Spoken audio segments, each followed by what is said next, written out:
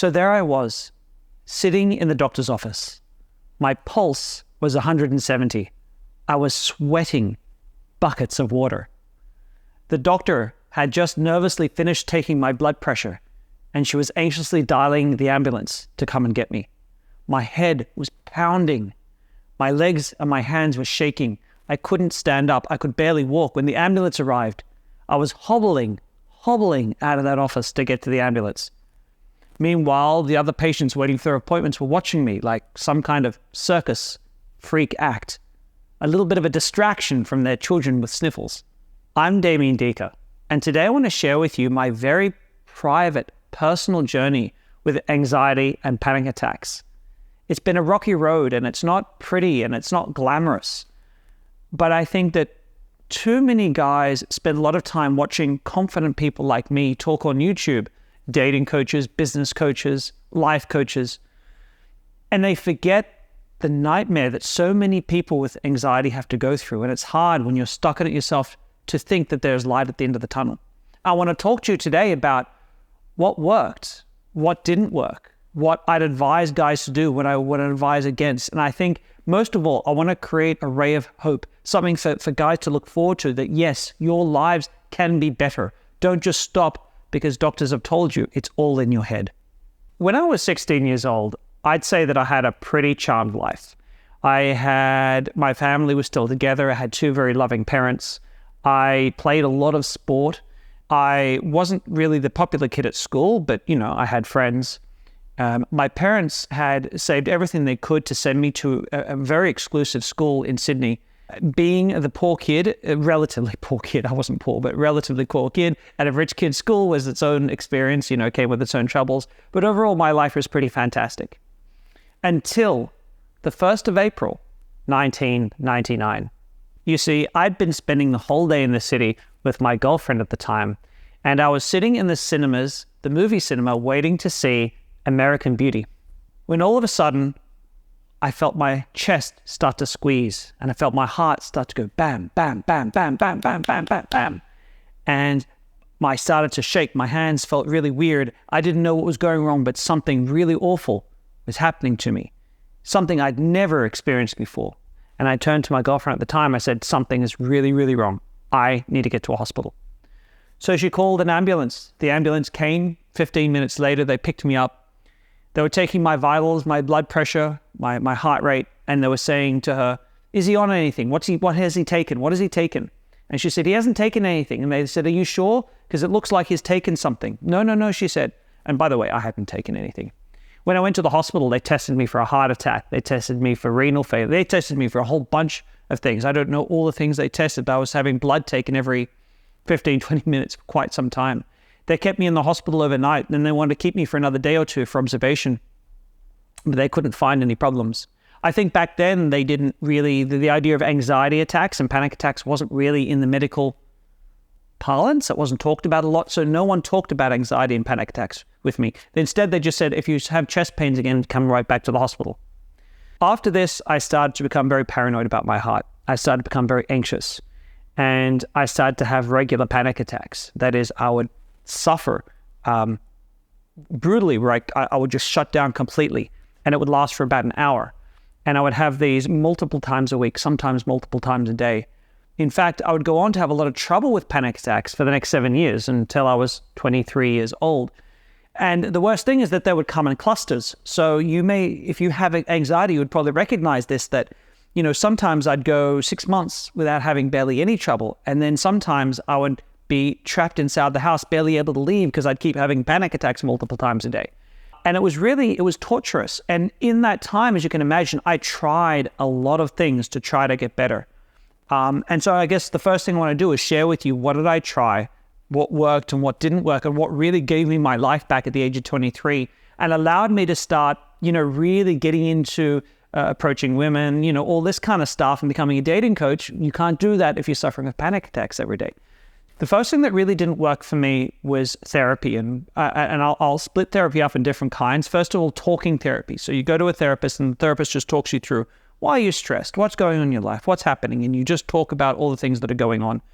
That did absolutely nothing for me. I think if you have panic attacks and you feel alone and isolated maybe, but I had my parents and friends to talk to.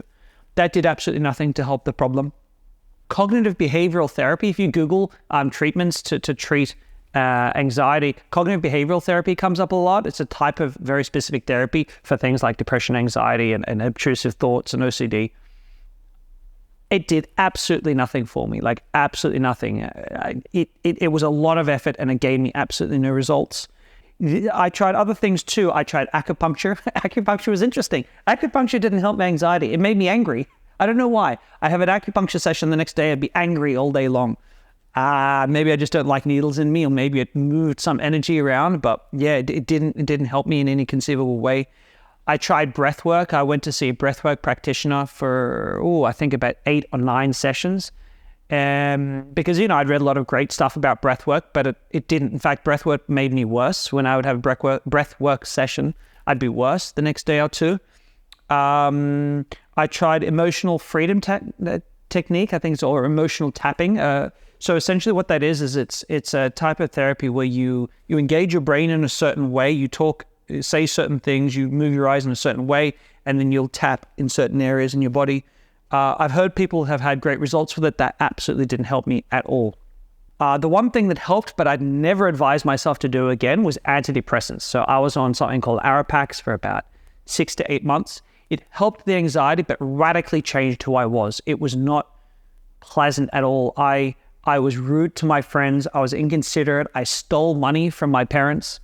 I did not like who I became on the antidepressants. And as time went on, I started to get more and more extreme side effects from it. I know why that is now. I'll explain that later, but it just absolutely didn't work for me the way it was supposed to. And I know more people who've had bad experiences with antidepressants than people who've had good experiences. Again, I'm not a doctor. I'm just expressing what I've seen in not just myself, but my clients, because a lot of my clients suffer with anxiety of various kinds also. So what did work? What gave me my life back? This is an easy one for me, guys. The first one was exercise. Getting exercise, cardio exercise, did absolute wonders for me. It was better than antidepressants as far as relieving my anxiety symptoms. It was interesting because cardio worked and gym didn't. I go to gym a lot. You guys can probably see a little bit now, but also when I'm much younger, that had a lot more muscle. Going to gym I loved, but it didn't help my anxiety. The cardio, the running, the cycling, actually I got more into cycling because my body build isn't really built for running as much. That helped me a lot. And the other thing that helped was also meditation. So I started meditating for 20 minutes every morning, and I really found that meditation helped a lot. And for the longest time, I was without any real anxiety troubles from the age of 23 to the age of 32. It really took me a long way, just exercise and meditation. Also, I want to do a shout out. If you're seeing a therapist, because there's certainly a place for a therapist, especially when we don't know where else to turn. I have had extremely good experiences with a type of therapy that's called acceptance and commitment therapy. It is relatively new. It's newer than CBT, but it's been around for some time. It's quite well respected in most psychology circles. It's not kind of a woo-woo of any type. But it was much better. I found it to be a much better form of therapy. In fact, you can do a lot of acceptance act therapy on your own. You don't need a therapist, but there are therapists that practice it and can work on it with you. So if you're going to work with a therapist, that's what I'd recommend, not just my own experience, but other people's experiences as well. I think it's much better than CBT. There's also a drug that helped me, and it's a drug that people wouldn't expect. And again, when I'm talking about drugs, always talk to a doctor first, right? I'm just talking about what worked for me so you know what to talk to the doctor about. But that drug was propranolol. Now, propranolol is a beta blocker. It's been around since the 1950s. It's extremely well tolerated. It has an extremely low side effect profile. And I didn't learn until 11 years later or so, when I was late 30s, did I learn this. But propranolol absolutely, it reduced dramatically my anxiety. Now, when you look in the literature, it says that propranolol can't fix your mental state. It can only fix your physical state. So, you may be anxious about something and it will reduce the heart rate, but you'll still be anxious. I found that the two went in lockstep. And I'm now learning slowly more and more doctors are prescribing beta blockers, such as propranolol. Propranolol is great though, because it hits you in 20 minutes, and then the effects are already happening. So I highly recommend it. I've recommended to a lot of people. They go and ask their doctors about it. You can only get a prescription from a doctor. So obviously talk to your doctor. And, if you've already got a low blood pressure, things like that, there may be other counterindications. So again, seek medical advice. But that helped me a lot. So from 23 to 32, that did amazing things. I started a big company. I was successful. I got this YouTube channel running. Things were going incredibly well for me. And then I was 32 years old. I was sitting on a couch watching TV, and suddenly I felt my heart go boom, boom, boom, boom, boom, boom, boom, boom, boom, really hardcore. And this time was interesting because I wasn't having anxious thoughts at the time.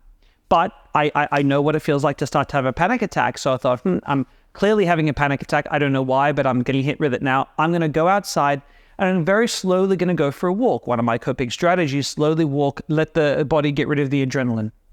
And I was looking at my watch and my pulse was 150. So you got to remember, I'm a guy who is working out 6 days a week, resting pulse of about 53, 54, pretty healthy, in shape. And I was walking slowly, my pulse is 150 when I'm walking 2 kilometers per hour, which is a very slow walk. Now, my panic attacks, when I have had them, lasted for an hour.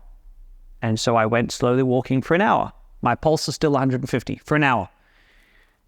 I'll walk another half hour, just real slow. I sit down on the bench for a little bit. I walk for a little bit. I sit down. I try to breathe, still 150.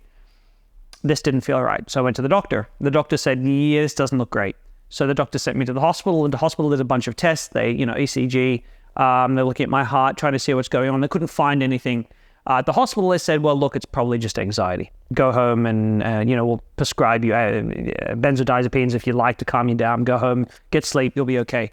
And when I went home, after that day, everything went pear-shaped. It wasn't just my heart rate at this point. So now what was happening is I would get up in the morning in bed. My pulse would be 53. I'd get up. It didn't matter how slowly I would get out of bed, by the way. I could get out of bed very slowly, and this would still happen. And anytime I was standing, my pulse would race up to 130. If I'd sit down, back to 50s, early 60s, and it would just jump up and down. I would get periods where I would feel intense foreboding, intense stress for no reason. I'm not thinking of anything. Nothing's happening in my head, but I'm anxious. I'm wired. It's like you're super frightened, but you don't know what of. And it would go for the whole day. And it was slowly and steadily getting worse. And I was trapped again. I couldn't eat because food was exacerbating. So I'd eat and it'd get worse. And so I started to lose weight and I was getting sick. I wasn't well.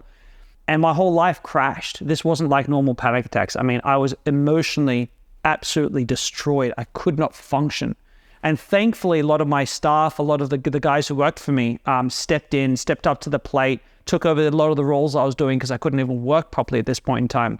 And they kept everything afloat for me. But if you want to see how badly I was afflicted during this period, by the way, when I was 32, go ahead and have a look at I'll throw some up here, some old YouTube videos. You can see just how skinny I am because I can't seem to put on weight.